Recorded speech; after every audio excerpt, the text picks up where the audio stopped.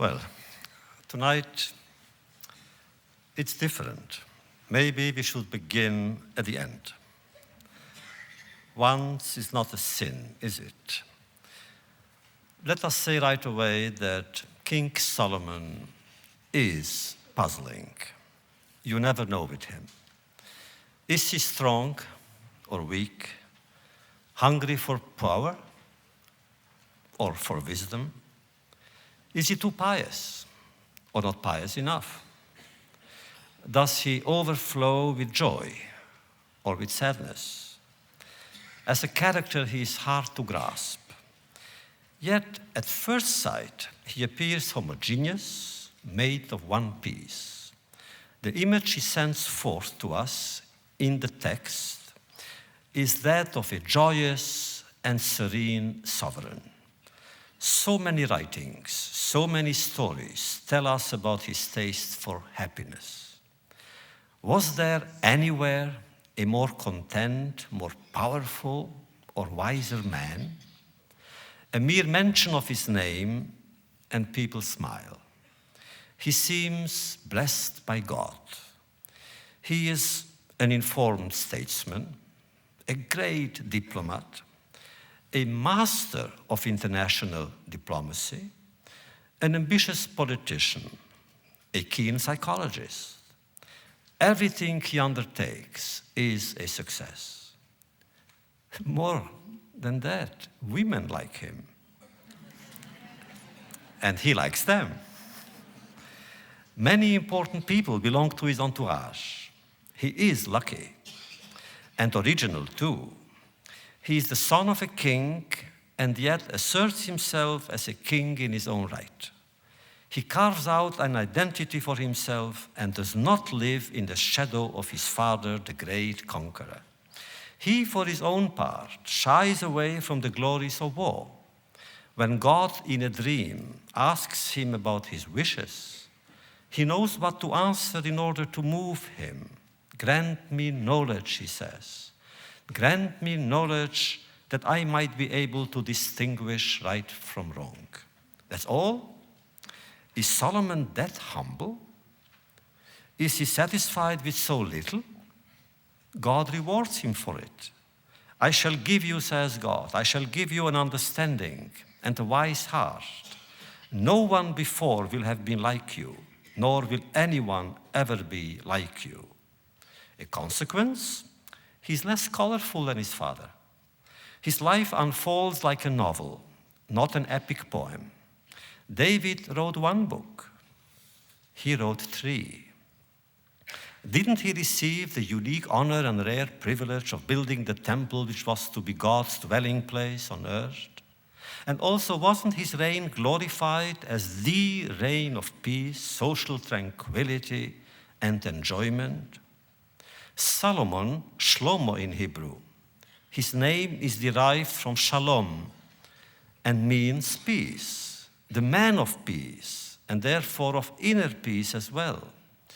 His name also means shalem, a whole, an intact being, a whole person, no cracks, no blots. And yet, we'll find out later. The story is more complex than it appears at first, as is the man. Otherwise, he would be boring, as well as annoying. Then, as much as now, it would be impossible to be passionately interested in someone who knows everything and owns anything he wants, gets anything he desires, and dominates whoever stands before him. Hence, the ambiguous attitude of our sages in the Talmudic literature towards him. On one hand, he is glorified, but on the other, he is shown as someone overwhelmed by his weaknesses. And there are many. Some of them are so embarrassing for a son, the son of David, that they appear baffling. Well, that is the problem that we will try to tackle tonight. How could a great man, a great Jew, as unusual a king as David, have sons, not Solomon, but how could he have sons who, for the most part, disgraced him? Anything is possible, says the Talmud. A righteous man can be the father or the son of a righteous man, just as he can perfectly well be the son or the father of a wicked man. In the Bible too? Well, yes, in the Bible too. After all its heroes are human. Parents cannot be held responsible for what their children become, and the other way around.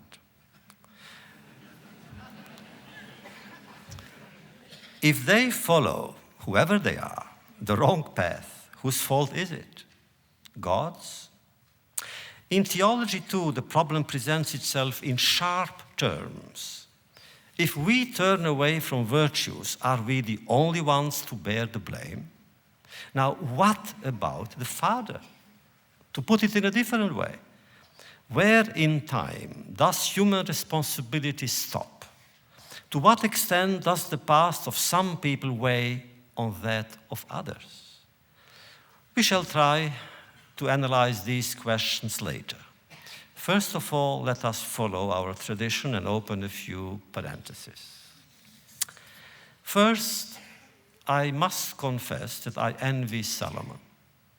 I envy him and his contemporaries. How did they manage to live in peace? What? A Jewish state without enemies? A Jewish state without troubles? A Jewish state without slander from the international community? Without condemnation? With no nation eager to conquer Jerusalem, or at least to submit it to outside judgment? I cannot fail to mention, be it in passing, recent events. The shocking haste of so many world leaders to blame and censor and humiliate Israel. We shall speak about that 4 weeks from now when we have the usual state of the month of October or November in mind. But what we may say already now is that we need Solomon today more than ever. Secondly, I must repeat what I have been saying here for 23 years. This is the 24th. As we are about to begin our annual encounters, their aim has been for us to study together stories and legends which we share. I know some of you have been studying this afternoon with Rabbi Paul Joseph, and I hope you will come more and more to study more in order to prepare yourselves and us for these sessions. Other people have monuments of stone. The Jewish people has different monuments. Ours are to be found in language that from generation to generation, fathers and sons, masters and disciples have been passing on as a message of fervor and of life. To us, the spoken word is what the museum, an alien institution, represents for other cultures and civilizations. Exploring its depth means going back to the source. It means remembering. It also means allowing memory to transcend itself. Thirdly, the Bible, which is always the subject of our first encounter, narrates the past, but we understand its content in the present and inversely. Thanks to the Bible, we have a better understanding of current events. Admittedly, our society, which loves the rich and the powerful so as to be able to hate them afterwards, has not yet produced a docudrama made for television and entitled King Solomon and Women. But that will come. Actually, I may be behind the times. It may have come already, and I don't know it. How fortunate I am. And finally, some of the characters in the Bible are so timeless that they remain topical, especially matters of education. In other words, if you are having difficulties with your children, God forbid, cheer up. You are not alone. Our ancestors went through that before you, and their problems, believe me, were infinitely more serious, as we shall see later. And therefore, it is my pleasure tonight to invite you to meet several biblical fathers and sons, David and Solomon, who in turn became fathers, and empathize, I hope you will, empathize with them. But first, let's not forget those parents and children who are not in the Bible, but are here, waiting outside for a more immediate invitation.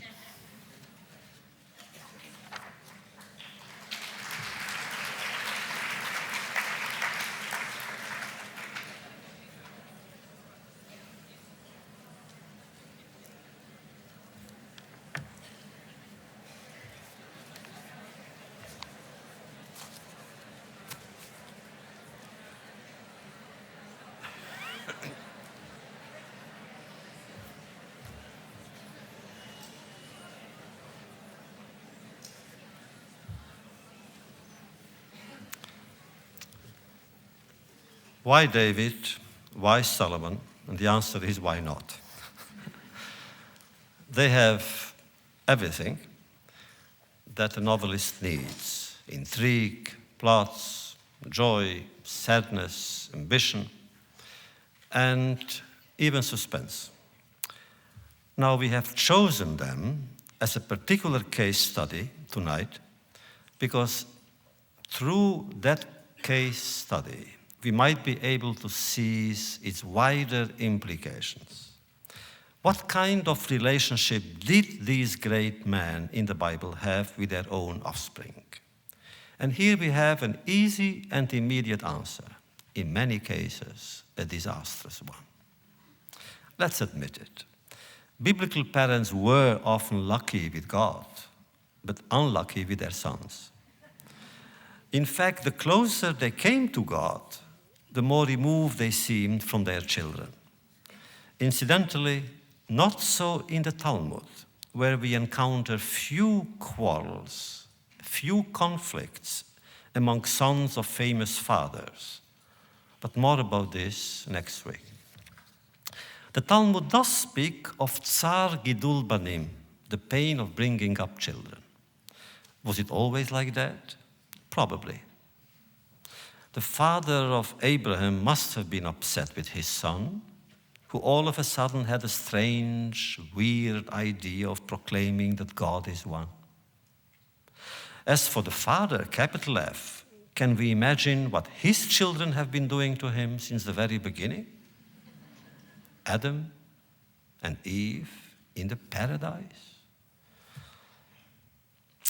Kol yamav machovim, the verse in Ecclesiastes, meaning that all man's days are pain and torment, is in the Midrash Kohelet, in the Midrashic commentary on the book, on the Ecclesiastes, referred not to man, but to God himself.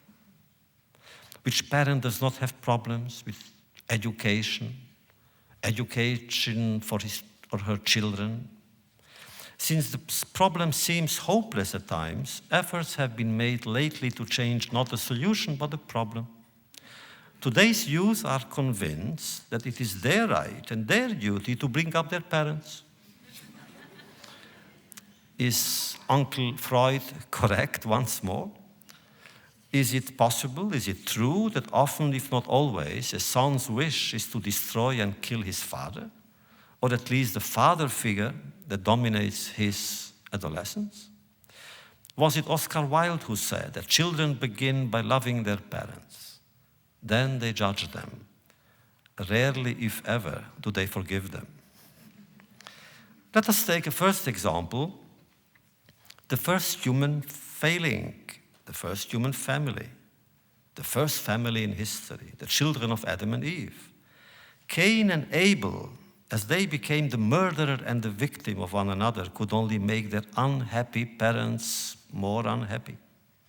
Was that the reason for their behavior? Is it possible that Cain, at any rate, wanted to punish his parents for bringing him into an imperfect world?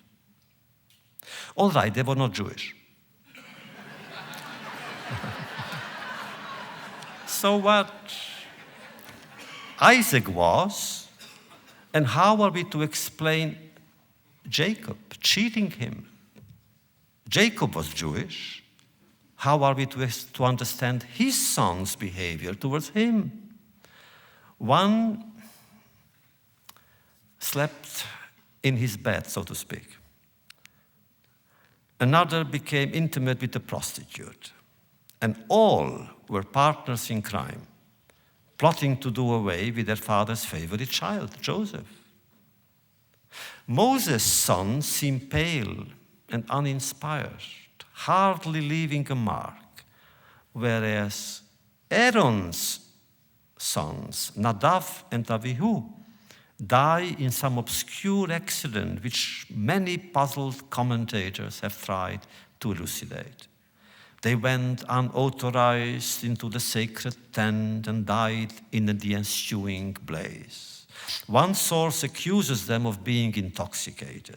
Another one charges them with starting an impure fire in the purest place in the desert. A third commentator goes further. According to him, the two sons were jealous of their famous father and of their glorious uncle, whose functions they wanted to usurp. So supposedly they walked through the camp saying over and over again to anyone who cared to hear, "How much longer will these old men rule over us? How much longer will they stay here? Let them go already and make room for us." What? The very sons of the first high priest, the founder of the line, uttering such insolent words as if they were some envious politicians or some dissatisfied employees eager for promotions? King Saul too had problems with his children, Michal and Jonathan. He suspected them of liking his former protege and subsequent rival and successor, David, better than him. David, who was to become the most glorious of Jewish kings, and whose sons are even more of a disappointment. David had 18. 6 were born in Hebron, 12 in Jerusalem. 4 at least brought him serious trouble. Amnon, the oldest one, fell in love with his half-sister, the beautiful and dazzling Tamar. He seduced her and then repudiated and humiliated her. The biblical texts shows him to be monstrously cunning and cruel. Look at the scenario, for it is one and a poor one. First, he pretends not to feel well. He is sick, so sick, that he desperately needs company. No, he needs a nurse. Send Tamar, he asks his father. She and she alone could really take care of him. Tamar, gentle and kind, falls into the trap. She is nice and affectionate. How could she not be? Her brother is ill, isn't he? So she prepares his favorite dish, and she feeds him, tries to make him feel better, and then, all of a sudden, Amnon, her half-brother, but still a brother, is starting to make advances to her. Naturally, she retreats, but he's no longer sick. He pursues her. Courageously, she pushes him back. He is insistent, persistent, and stronger than she. Still, she says no. Then, changing tactics, Amnon tells her of his love for her.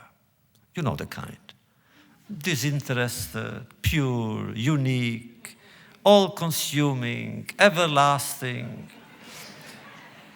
Well, he speaks the way an arrogant youngster speaks when trying to be humble in order to conquer an innocent girl. Did she believe him? Is she that naive? He ends up possessing her. And then, like the worst possible heel, instead of apologizing, instead of caring for her, or at least comforting her, in a gesture of sheer revulsion and disgust, he quite simply abandons her, throws her out as if she were.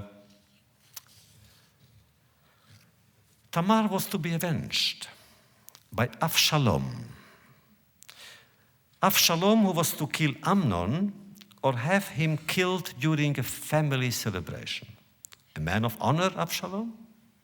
A man of passion, rather, of all passions, including ambition and envy. So much so that this defender of his sister's honor covets his father's throne, while the latter, David, is still in good health. With the complicity of schemers and plotters, and there are always schemers and plotters near power or the seat of power, all of them close to the royal court, he prepares a full-fledged insurrection. On the political level, he spreads rebellion among the population. On the military level, he organizes a powerful army, more powerful than his father's. Now, how can one explain Avshalom's success with public opinion? Probably one segment of the population was dissatisfied with David for economic reasons, and then also the king was too busy. The king was busy listening to all complaints that came to him. He was busy passing judgment at all the trials. And then Avshalom was handsome. Whoever, we are told, whoever would see him would be impressed. His hair mostly made him famous. It was long and braided and fell down to his shoulders. In the end, it will be responsible for his fall. It got stuck in the branches of a tree. Unable to free himself, he'll remain hanging there waiting for death. Joab, the commander-in-chief of the loyal forces, David's aide-de-camp, will himself put an end to his agony. But how are we to understand Avshalom's animosity? No, Avshalom's hatred towards his father. It moved him to do things so unbecoming of a Jewish prince that they earned him a quasi-general aversion in Talmudic literature. He once entered the king's palace and seized his father's wives and concubines. For the psychologist, this demonstrated the normal or abnormal desire of a son to take his father's place in every respect, in every place, and in every way. And if he is unable to do so, he rejects his father and his father's way of life and does everything possible not to resemble him. All right, let's assume that psychology is not always a bit simplistic, except to psychologists. Is it conceivable that one of the sons of the great King David should behave in such a despicable way? Didn't they teach him anything at home?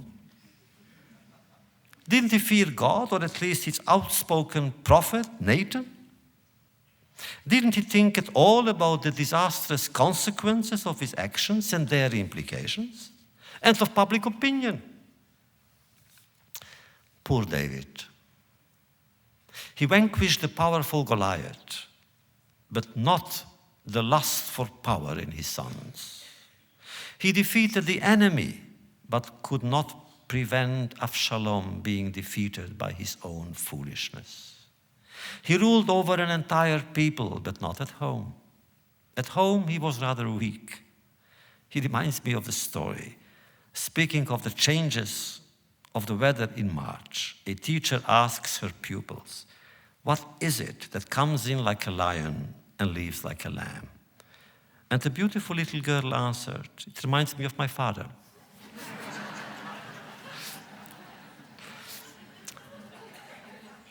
And yet, David loved his sons. He easily, too easily, forgave them all their transgressions, all their evil deeds. Actually, the Talmud blames him for that. He was a great king, but not a great father. not strict enough with his own children, not assertive enough. Children are aliens, said Emerson, and we treat them as such. Wrong attitude. Children are our children.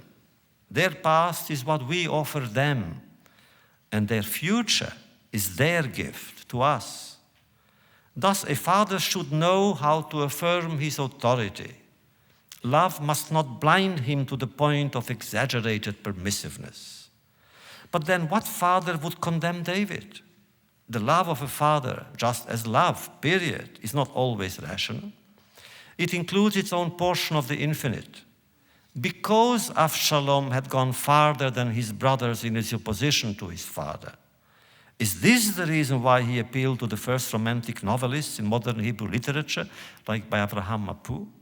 It seems that his father loved him most. I repeat, because of his opposition, his father loved him. The relationship between David and Avshalom seems more dramatic, more engaging, more engrossing than that which existed between David and any other son, and surely between David and Solomon. Avshalom's death left David dejected, bereaved, and unconsoled. Why didn't I die instead of you, Avshalom, my son? 8 times he repeated the words, Avshalom beni, Avshalom beni, Avshalom, my son. His distress and affliction were so deep and so penetrating that they almost cost him his throne once more. His aide-de-camp warned him, unless he started living again, ruling again, conducting the affairs of the kingdom again, in other words, unless he became normal again, himself again, his people would turn away from him. People don't like morose rulers. They like jokes. David, so, was jolted back to lucidity and found the strength needed to stand up again and exert power. Only his trials did not stop. The fight for the throne resumed. This time it was led by Adoniah, his 4th son, who probably thought that as a result of the bereavement of his father would be too weak to punish him, or to fight him, to oppose him. He received important help in political and military circles. Thus, not only did he act as the heir apparent, but as the king, going nowhere without an impressive escort made up of horsemen and officers, preceded by 50 runners. Was David informed? Well, if he was, he did not take offense. He did not react. Didn't he know that Adoniah had himself crowned sovereign? That his friends and accomplices had acclaimed him already with shouts of "Long live the king"? Well, if he didn't know, the prophet Nathan saw to it that he did. First, Nathan went to see Bathsheba, Solomon's mother, to offer his help with a plan. He instructed her to start a quarrel with her husband, which is not so difficult. A very precise script was worked out. Nathan supplied her with all her cues, all the lines. Hadn't the king promised that her son, Solomon, would succeed him on the throne? Was it right to go back on his word? Did he realize that what Adoniah was doing? Halfway into discussion between husband and wife, Nathan himself was to burst into the room. He would then say what was troubling him, that God too had elected Solomon, not Adoniah. And confronted by this double diplomatic offensive, the king could only give in. Naturally, the prophet was right. David, in the presence of Nathan and his wife, ordered Solomon to be crowned king right away. There we go again. Poor David. He's still alive. And already his sons are fighting over inheritance. He's still king, and already his sons are coveting his crown. He's still king, and Solomon is already king. And how are we to explain the lack of respect from Adoniah, from Absalom? How are we to explain the insensitivity of Solomon? How are we to understand their harshness, their possible cynicism, their icy hearts, their total lack of generosity towards their old father? What were they doing about the divine commandment enjoining children to honor their parents? How could they even think about ruling over the people of Israel when they were violating the noblest precepts which are a part of the tradition of Israel? You may argue that Solomon at least was a credit to his father. After all, it was his father who ordered his coronation. But again, why couldn't he wait? Why didn't he say, Father, I'll wait. I'll be the crown prince. This aside, when compared with his brothers, Solomon deserved better grades. The text does not tell us how he behaved before ascending the throne. There is much afterwards, but very little before. But the text does tell us about his behavior afterwards. He was respectful and devoted to his father's memory. Actually, he also demonstrated a kind of affectionate comprehension towards usurping brother Adoniah, his enemy. He promised to spare his life and did not touch a single hair on his head, did not punish him, did not humiliate him in any way. Quite the opposite. He welcomed him at the palace and sent him away loaded with presents. In other words, as a son, Solomon seems almost perfect. Is that why tradition placed him on such a high pedestal by erecting so many monuments to him? He was the one to build the temple. He was the one to inaugurate it. He was the one to allow us, thanks to his parables and proverbs, to draw from the Torah, the way one draws from a living fountain, but one deep, too deep, almost inaccessible.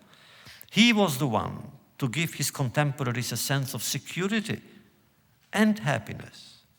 In the collective memory of the Jewish people, his portrait arouses love and reverence. He was a judge of incomparable integrity, an enlightened leader, a guide whose spiritual radiance seemed unprecedented. Popular imagination is in love with him. He's a perfect king, a perfect son, a perfect man, a perfect husband. Well, his first name, Yedidiah, suits him. Yedidiah means God's friend. He is God's friend in the text. God is his friend. God talks to him in his dreams. I already said in the beginning, God asks him, what do you wish from me? And as he is intelligent, Solomon asks for intelligence. As he is wise, he requests wisdom. And God answers him, you could have asked for wealth and power, but you requested wisdom and knowledge. I shall give them to you. But you will also have wealth and power. His authority as king is unlimited. All the kings of the earth rush forward to Jerusalem to see him and to hear him and to pay homage to him. They send their sons to him to be his secretaries and his servants. His word becomes law. His will is done. And it did not go to his head. That is the greatness of Solomon. Listen to the text from the Bible, from Kings. And I quote, and God bestowed upon Solomon much wisdom and perception, and a generosity of heart as wide as the sand near the ocean. And Solomon's wisdom was greater than that of all the people of Kedem, and it surpassed that of the wisdom of Egypt. And he was smarter and wiser than all men from Etan Haezrachi, Heman and Chalcom, and Darda, the sons of Machol, and his name became famous among all neighboring people. And he told 3,000 parables and sang 1,001 songs. And he spoke about trees and beasts and fowl and fish. And from all around, people came to listen to the wisdom of Solomon, unquote. Any other person would have succumbed to vanity, not Solomon. Countless legends praise his wisdom as well as his humanity. The case of the two mothers arguing over a child is well known. As a connoisseur of the human soul, he measures well the strength of a mother's love. He knows that no mother would tolerate seeing her child cut in two. He knows a son's love too. He's the only one of all of King David's sons to respect him and to love him with all his heart and soul.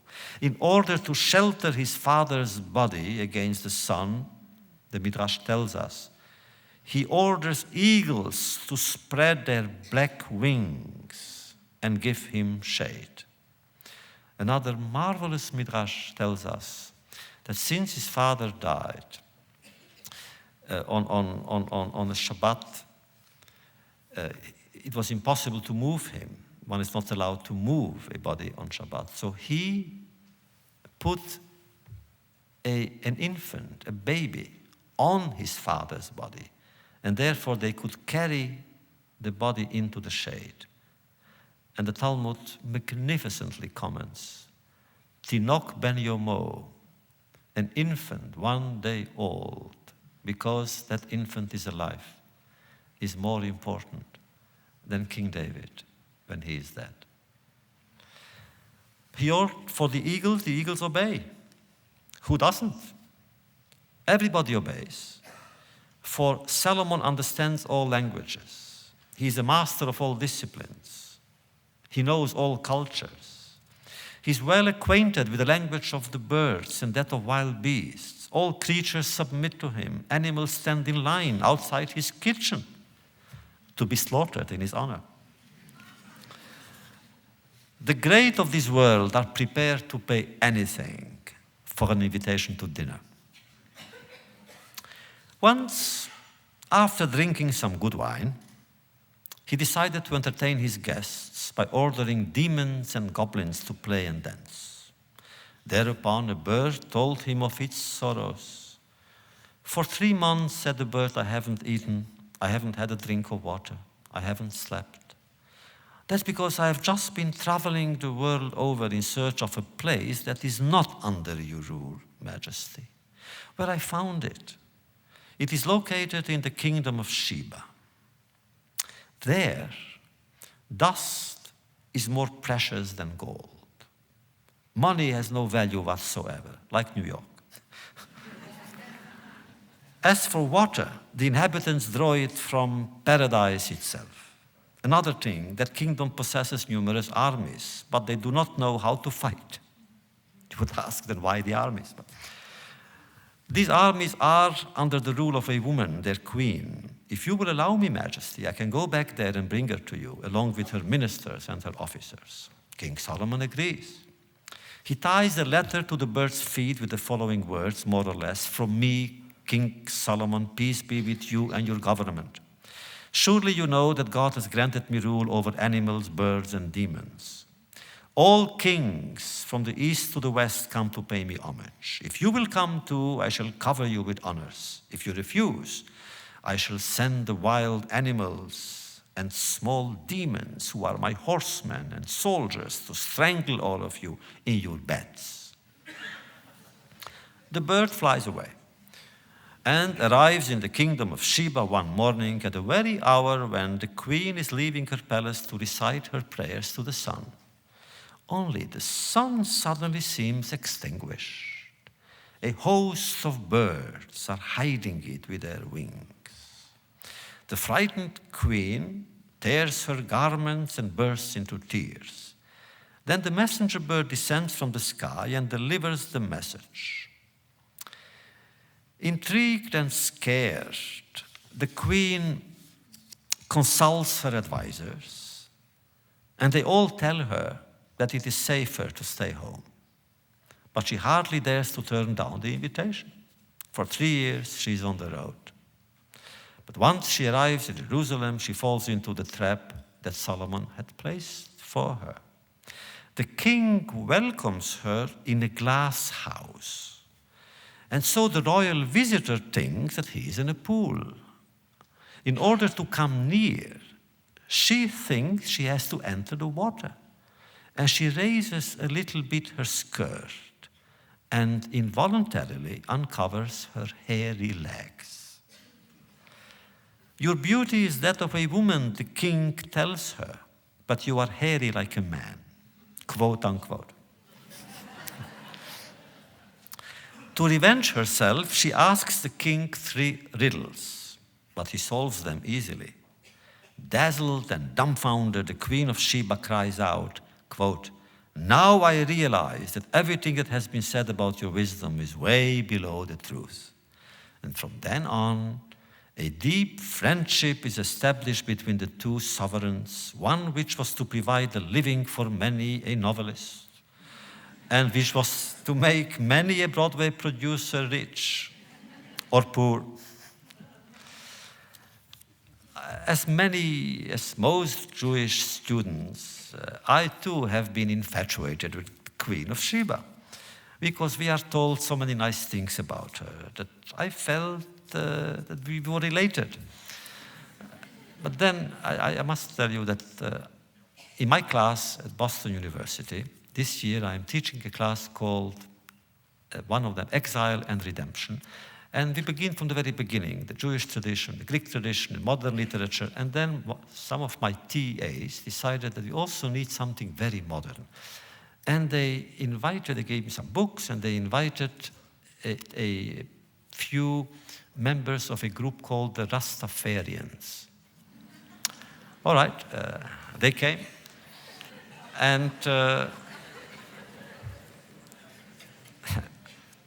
I felt in exile. It's a new religion, but they believe it's very old. They believe that it's thousands and thousands of years old. But the main thing is they are convinced, they believe that Haile Selassie is not only the Black Messiah, but the Black God. It so happens that as a journalist, I was in Paris when he came once on an official visit to Paris, and I have seen him, Haile Selassie. And well, I don't like to downgrade any person, especially since he was a victim during the war of Mussolini's invasion. But one thing is clear, that he wasn't God when he was in power. Ethiopia was a very cruel regime then. But the main thing is, they believe also that we have something to do with it, because Ethiopia now is the promised land, and they live mostly in Jamaica, which is exile, Babylon. So they have taken many of our vocabulary, many words from our vocabulary. And they say that the Queen of Sheba is also an important character in their religion. After all, says the representative of the Rastafarians, after all, the Queen of Sheba is the only wife of Solomon's that has a name in the Bible. When I heard him speak, I thought something, maybe I forgot. So I asked the King James Version and then the Hebrew text to brought in. And at the end of the course, I didn't want to embarrass him during the course. At the end of the course, I simply said, I have here the King James Version, and she doesn't have a name. Oh, he said, King James took it out. Okay. I said, yes, okay, King James, let him defend himself. But in the Bible too, she doesn't have a name. He says, well, he said, because the Jews couldn't allow themselves to think that King Solomon slept with a black woman. They took out the name. I must tell you. Fortunately, King Solomon doesn't know it. It's all right. Another virtue that we know of King Solomon is when he decides and begins to build the temple, he avails himself of his foreign connections and his knowledge of the occult and the animal world. That project, we are told, to his credit, the project of the temple is dearer to him and more urgent than building his own palace. He puts more time and more energy into it. His whole kingdom, more than that, the whole world is called up. 150,000 foreign laborers work unremittingly under the supervision of 3,000 Jewish foremen. 20,000 slaves are used to carry stones from the quarries to the construction yard. Everyone works night and day in an atmosphere of general enthusiasm. There are no quarrels and no jealousies. No strikes or illnesses slow down the work. Sure, now and then an incident would break up. For example, the workers that the Egyptian Pharaoh sends him are destined to die within the coming year. Astrologers have told him so. Pharaoh thinks he'll play a trick on the Jewish king. The only thing is Solomon has a gift for prophecy and he's smarter. Therefore, he sends back the Egyptians and supplies them with their funeral gowns. And to Pharaoh he writes, quote, "Apparently you are lacking in fabrics. I am sending some to you along with your men." Actually, by a miracle, except for the Egyptians, not one workman became ill. Not one tool was broken while construction lasted. But then came the great and glorious day of inauguration. And this, of course, is a unique and privileged moment. The temple in all its splendor is about to be consecrated to God. God will have his sanctuary set up in the city of David. And this is a moment of sublime union between the Creator and his creation, of perfect harmony between the God of Israel and the people of Israel.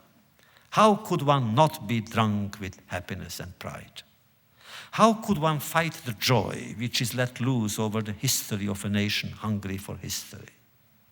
The king prays with his open hands, reaching out towards the sky, and the Midrash comments, "This is as it were to say, look, Master of the universe, I have taken nothing away from the temple. My prayer is devoid of any personal worry or concern. I am only thinking of the welfare of the community and of your glory." But suddenly worry sets in. The inauguration encounters a problem. The doors of the temple won't open. It's impossible to bring in the Holy Ark. Panic-stricken, Solomon recites 24 songs of praise, all in vain. The doors won't even open partly. "Lord," then said Solomon in despair, "do it. Help in memory of your servant David." This time he meets with success. The doors open and the inauguration will take place. At that hour, the Midrash tells us, David's enemies lost countenance. For the whole nation realized that God had forgiven David his illicit love affair with Bathsheba. What an admirable man Solomon was, commentators were to say. And I would say, within the framework of our study tonight, what an admirable son Solomon was. He was able to contradict tradition.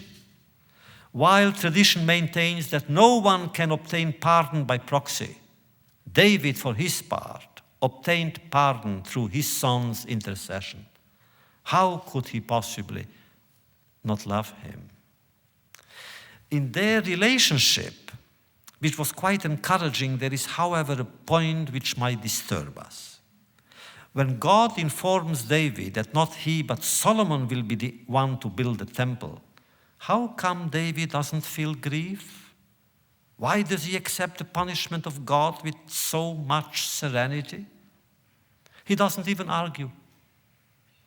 Could it be because he does not regard it as a punishment at all? Could it be that, on the contrary, he views God's decision as a kindness, a blessing? He views it as a message from God, what father-son relations should be. It is as if God were saying to him, "Don't worry, David. Your son will go far. You will be proud of him, as I will be. You will have naches. For he will build the temple to my glory. That's right, David. You are the father of a temple builder. Well, people like David's successor and heir, they all like Solomon. And they like him all the time. When he is happy, they don't envy his pride too much. When he's unhappy, they weep over his fate. But in Midrashic literature, our sages are not always proud of Solomon. Rather than only flatter him, they say things about him too. That he is at times too proud, arrogant too, hungry for power, intolerant. He cannot stand contradiction and thinks he can do anything he wants. That is the greatness of the Talmud. That every judgment is allowed. What they say about our great ancestors in the name of intellectual integrity, in the name of quest for truth, nobody is perfect, and therefore nobody is treated like a saint.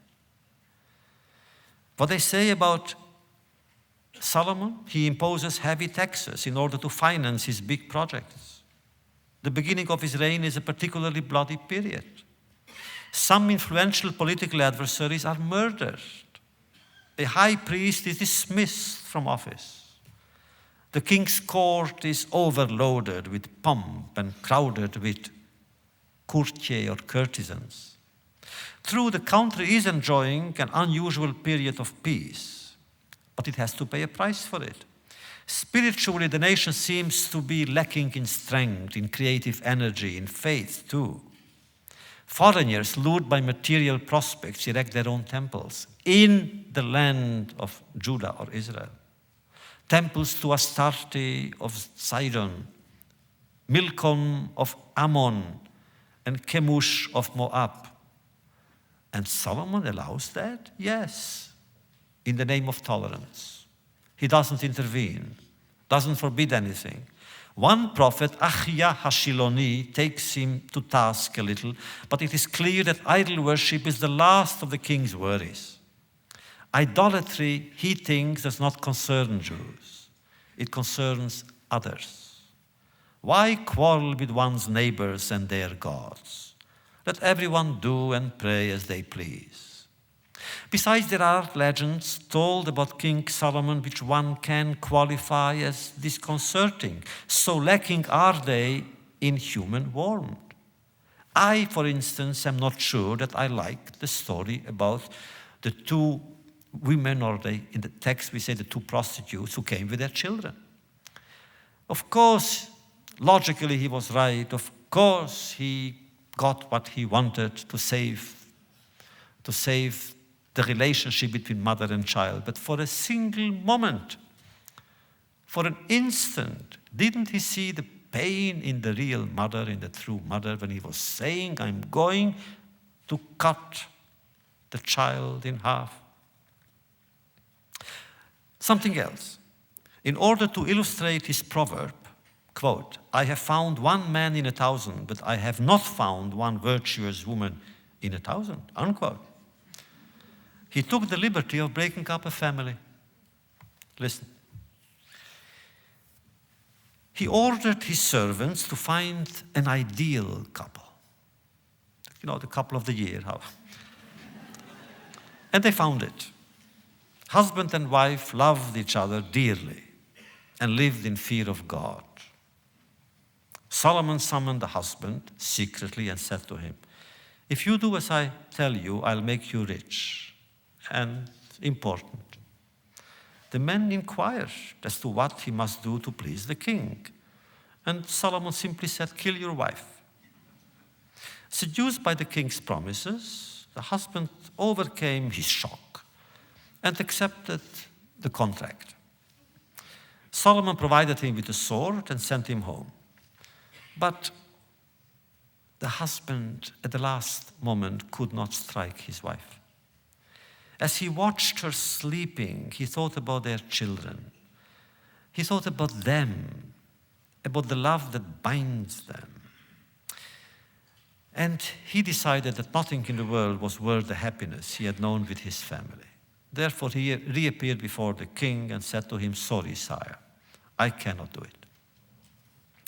Thereupon, Solomon had the wife summoned, and he made a similar offer to her. If she killed her husband, she would become the king's favorite concubine. She too declared herself ready. At night, after putting her husband to sleep with tender and loving caresses, she seized the sword she had received from the king, and she was going to do it. But the assassination attempt failed. We do not know the husband's reaction, but we do know that Solomon was happy. You see, not one woman in 1,000, he said, is really virtuous. Well, I do not like that legend. I do not like that kind of wisdom. King Solomon should not have gone that far.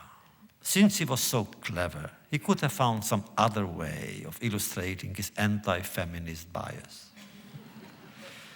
In truth, no one has the right to use human beings to prove a point.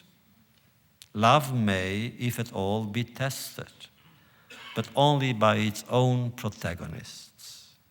I may try to ascertain whether someone truly loves me, but not whether someone loves or betrays someone else. Nothing justifies playing people against people. Furthermore, no one has the right to torment a family by tearing it apart, by shattering its self-confidence and peace. No, no one, surely not a Jewish king. Of course, this legend is only a legend, but so are all the others. Some describe his powers, and others depict their limits. Listen.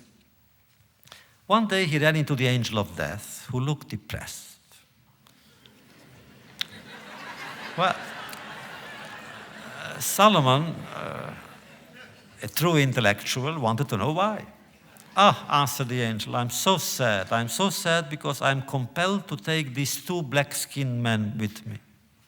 So Solomon, wishing to outsmart him, sent the 2 men speedily to Luz, which is a special province, a province where the angel of death has no jurisdiction.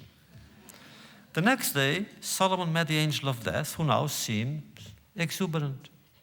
Again, the king wanted to know why. "I am happy," said the angel, "because they came exactly where I was waiting for them." Incidentally, some of you surely remember that there is a legend which has served as theme for many plays and novels called the Encounter in Samarkand. They took it from here. But how come that Solomon did not see through the angel's game? Well, his wisdom was not absolute, nor was his piety. That's the only conclusion we must have. When exploring in depth biblical texts and their commentaries, one senses all of a sudden a growing discomfort with the king. All of a sudden we learn that the population is worried and discontent. The taxes are too heavy. The king has too many horses and too many luxurious carriages. In short, his lifestyle is too sumptuous, certainly too showy. He has too many wives. The law allows him 18, but he has 1,000, if one is to believe an unbelievable legend. His passion for women does meet with serious objections in Talmudic literature. Our sages resent his marrying an Egyptian princess, Pharaoh's daughter. He married her the night when the construction of the temple was completed. Couldn't he have postponed the wedding? A sage comments, that was the night when far from there Rome was founded. Another sage adds, that night the people of Israel experienced joy, and so did Pharaoh's daughter. And her happiness was greater than that of the people of Israel. That was when, up in heaven, God decided that one day the holy city would be destroyed because of that. Listen to the way one Rabbi Hillel son of Helene, talks about it, and I quote him. It's like someone arriving in a dirty place and frowning in disgust. That's what God felt.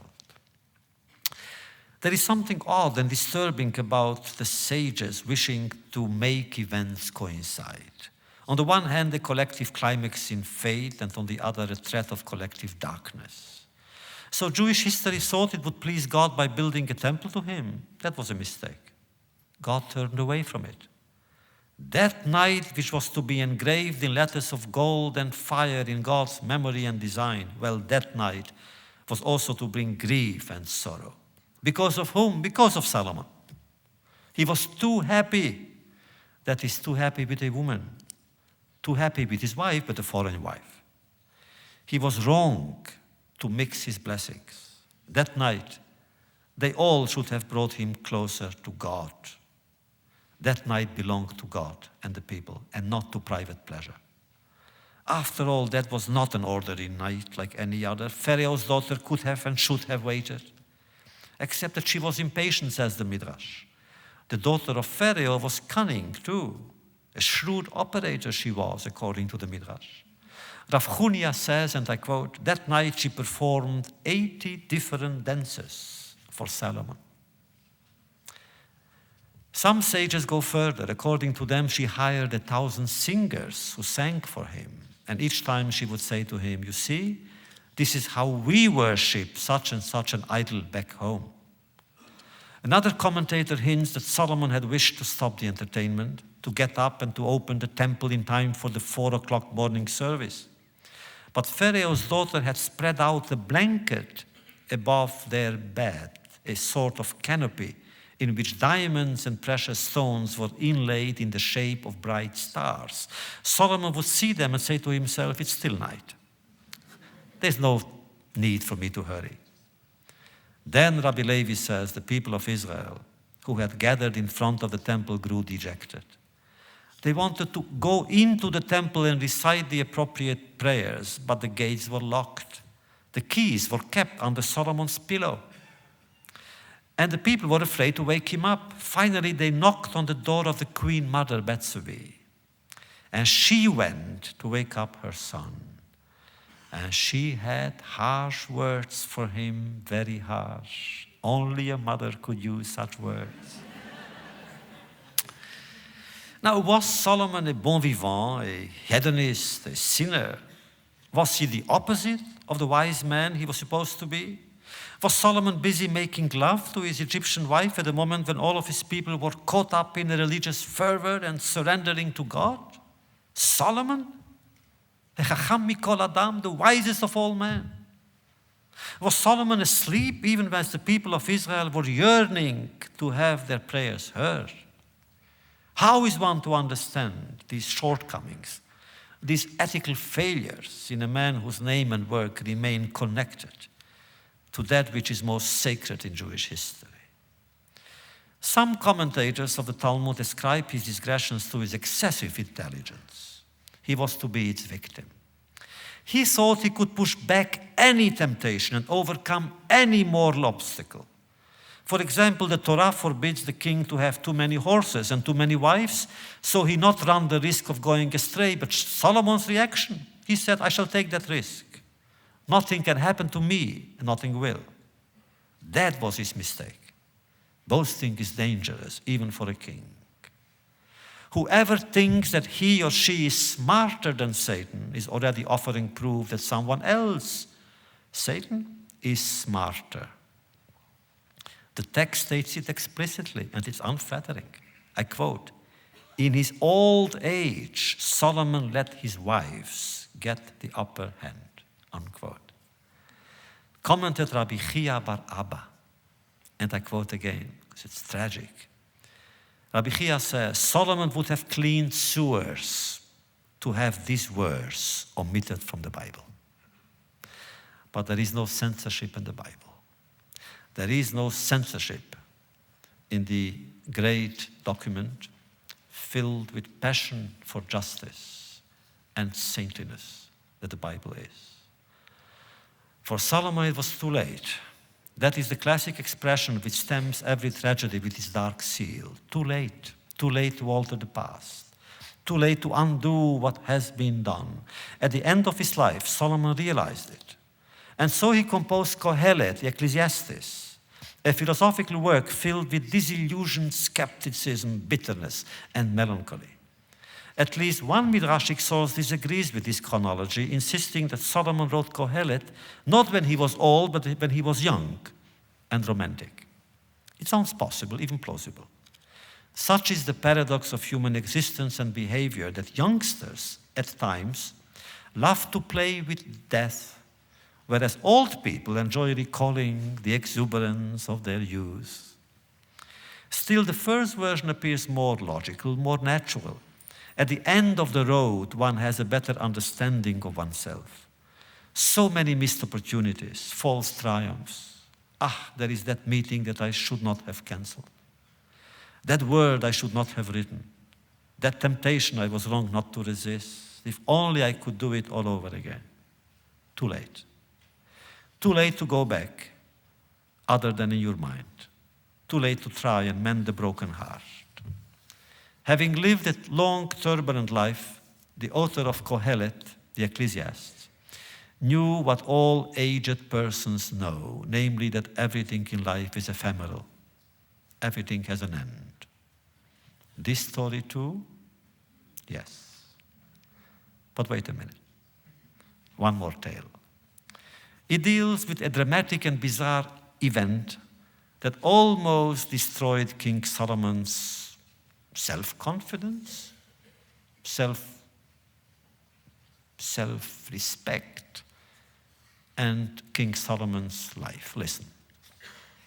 In some strange circumstances, an angel, some say Ashmedai, the king of demons, succeeded in stealing King Solomon's kingdom away from him. He sat on his throne, assumed his physical appearance, his features, the expression in his eyes, the intonation of his voice.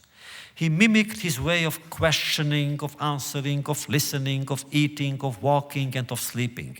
The nation did not know it, but Ashmedai had become its king.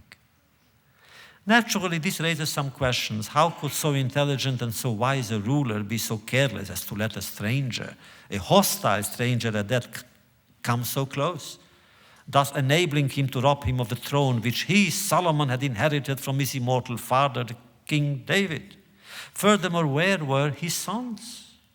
Where were they when their father was exiled from his own palace? Why didn't they protect him? Were they too fooled by Ashmedai?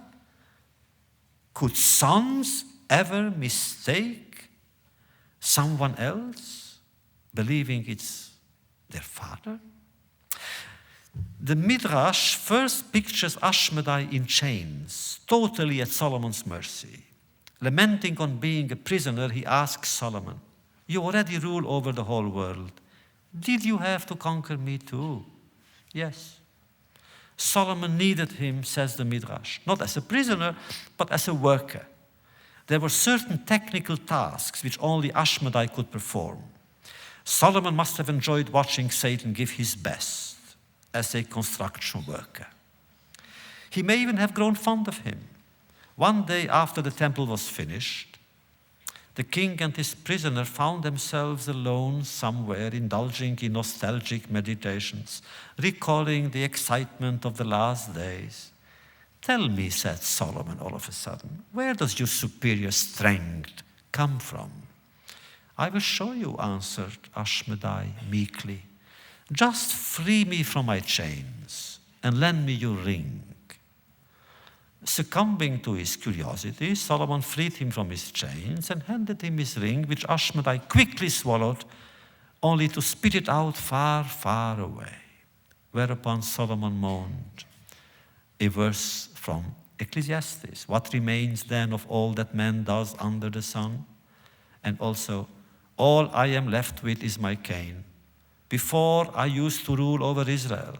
Now all I rule over is my cane." For 3 years, Solomon was a humbled king, punished for giving Ashmedai too many powers. He wandered from town to town, from house to house, from one place to another, knocking on people's doors and telling them, Ani Shlomo, I am Solomon. And they all laughed. They made fun of him and his hallucinations. They threw him out from their homes, treated him like a crazy beggar, an annoying intruder. He was unwelcome everywhere. Still, he kept on repeating, Ani Shlomo, I am Solomon. You, people mocked him. Enough of your nonsense. While you are talking here, King Solomon is seated on his throne there in Jerusalem. One day he presented himself before the Sanhedrin, the tribunal, the supreme tribunal.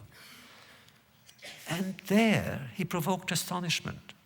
Some judges felt that there was something odd and disturbing about the man and his unusual idée fixe, his unusual obsession.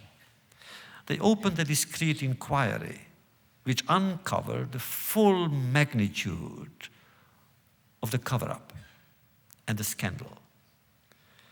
With the help of the ineffable name which Solomon pronounced, Solomon was able now to disarm Ashmedai and to imprison him once more. And the king recovered his throne, his kingdom, his identity, but he was no longer the same person. Now he knew what it was like being someone else. In conclusion, one last question. Was he a good father? Did he learn something from his own experiences?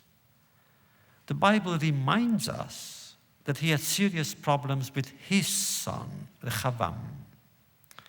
Let me paraphrase his words. Generations come and go. All rivers flow into the ocean, and the thirst for power is never satisfied. What then is the answer? A legend, the last we shall hear tonight. Toward the end of his life, Solomon had a ring made, one that was endowed with strange powers. Whenever he was unhappy, all he had to do was put the ring on his finger to find joy again.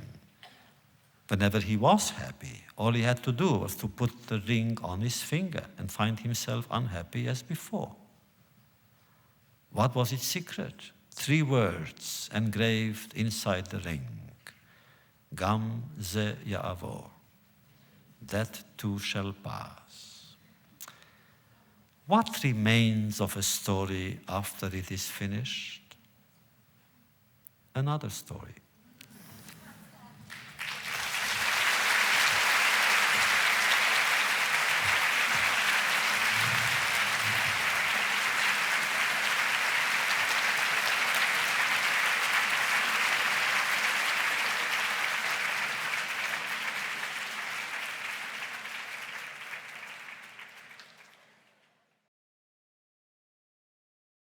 Thanks for listening.